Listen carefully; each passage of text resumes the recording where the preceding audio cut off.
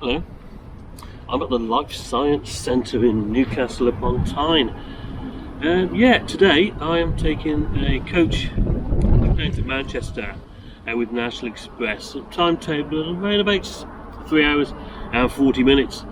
And I've got seat 2A, which is always a bonus, isn't it? I have to pay a little bit extra for that, but all in all, not a bad price anyway. Why don't you come with me for this journey? We'll see what it's like, and I'll catch you on the coach.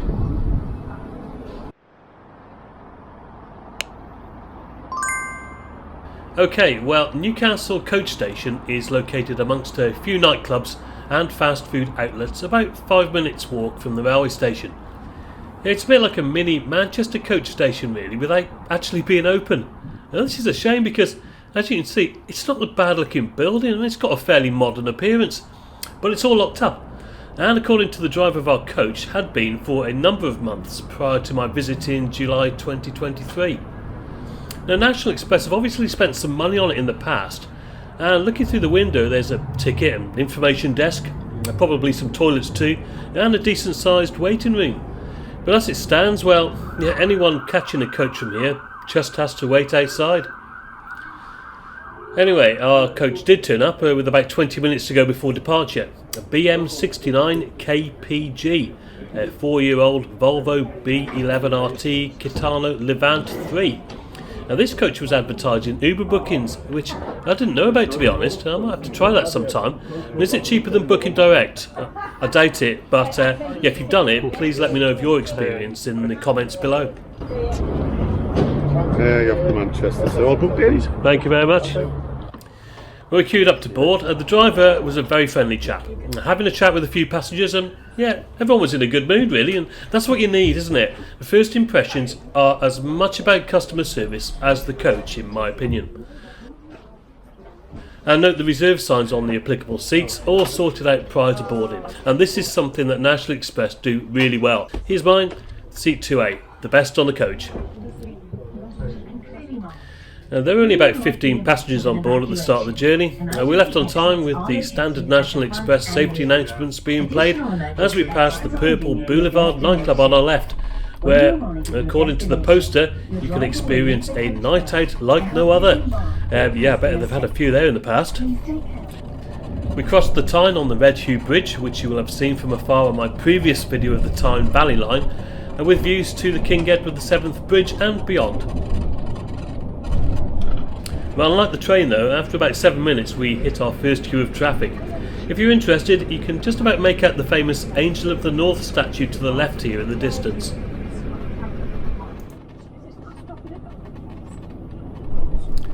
We then travelled over the A194M, by which time we were already in the city of Sunderland and the original Washington, according to the sign. Now, crossing over the River Wear by means of the Northern Spire Bridge, built in 2015, we were heading over to our first stop of the day in Sunderland. Now, I knew this service, the 172, called both here and Middlesbrough before heading west across the Pennines. Now, this was really interesting for me as I'd never been to either place before in my life. That meant I got to see new stuff such as the impressive steel trussed Queen Alexandra Road Bridge here, opened in 1909 as a double-decked road and rail bridge, the heaviest in the UK at the time, and the River Wear itself, which must have been a hive of activity in days gone by. Now we arrived into Sunderland interchange at 13:48, just 3 minutes late, which is no big deal, is it? And I found the facility to be quite smart and modern looking. Okay, so as I said, next stop would be Middlesbrough, about 45 minutes down the road. Now before that we were treated to some lovely coastal views as the coach made its way south down the A19. We even had a bit of blue sky at this point. But one negative for me was this constant vibrating noise from the window column here. It was probably something to do with the plastic moulding maybe. Now okay, it's no real issue in the days at this, but I couldn't help thinking, if I was travelling overnight, I'd definitely want to be booking this seat, as it's so much easier to try and sleep with the extra legroom. That sound though would just be really irritating, like all the time. It would have driven me mad. Anyway, approaching Middlesbrough, and again I saw things I'd heard about, but I'd never seen. The Grade 2 listed Tees Newport Vertical Lift Bridge opened in 1934, spanning the Tees, and just upriver from the probably more famous Tees Transporter Bridge, opened in 1911, the longest transporter bridge in the world. You can just about see it on the horizon here, and it is such an iconic part of the Middlesbrough skyline, isn't it? Absolutely fantastic.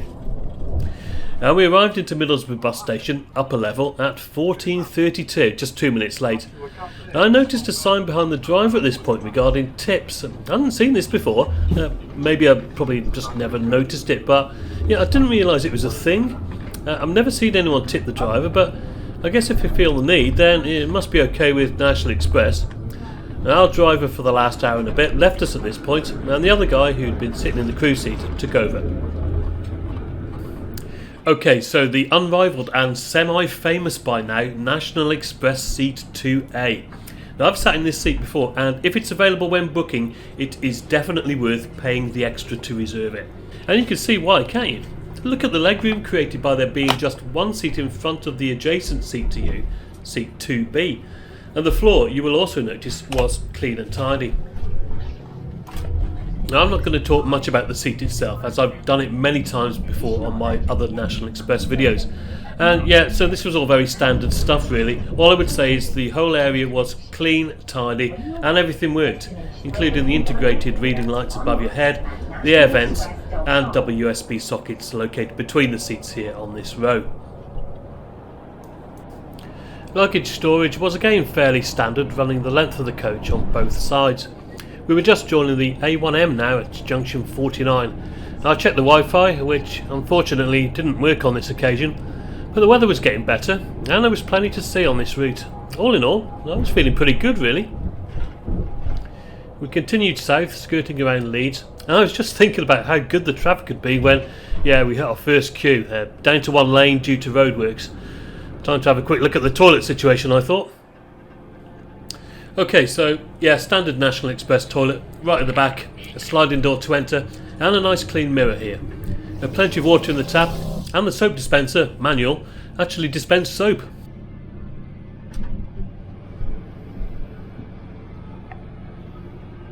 The toilet itself was clean, fully stocked, and everything worked. But that's all you can ask for really, isn't it? And judging by my recent experiences, it was pretty good by coach standards. Certainly nothing to complain about here. So slow progress really at this point as we headed for the Pennines and what would be my final stop, Manchester. The scenery though would be getting even better now, so enjoy the views with me as we make our way west across the backbone of England.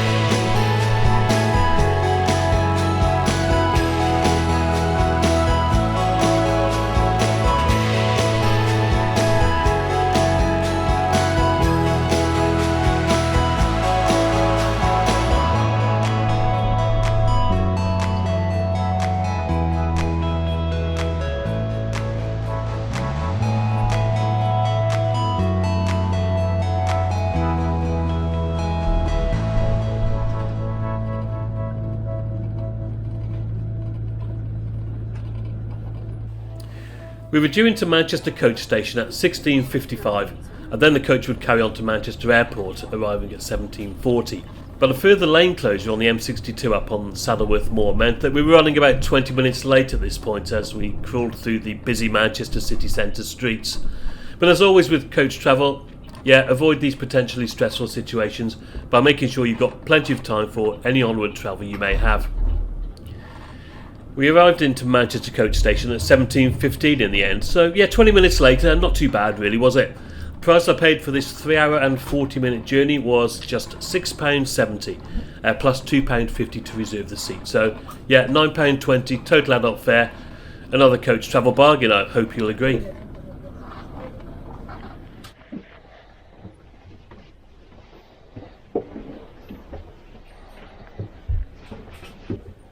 As expected, most people got off here. The Manchester Coach Station is, in my opinion, well run, clean, with great staff and all the facilities you need for your travel requirements. Though it was surprisingly quiet, I thought, as I made my way towards the exit. The Manchester Piccadilly railway station is an easy 6-minute walk away. My train wasn't leaving until 18:30, so I had plenty of time to just have a wander around the area and find a nice spot just down the street where I took a minute or two to sum up the journey. Right guys, back in Manchester, about 20 minutes late in the end. That's no big deal, is it really, for coach travel? A couple of hold-ups on the M62, but apart from that, a pretty enjoyable trip. And you know what, I got to see a couple of places today that I have never ever been to before in my life, namely Sunderland and Middlesbrough. And that's the beauty of travel, isn't it? And all for less than £10. Well, you just cannot go wrong for that kind of price. Thank you very much for watching. I hope you enjoyed it. I've had a great time. I shall catch you on another adventure soon, and as always guys, cheers for now.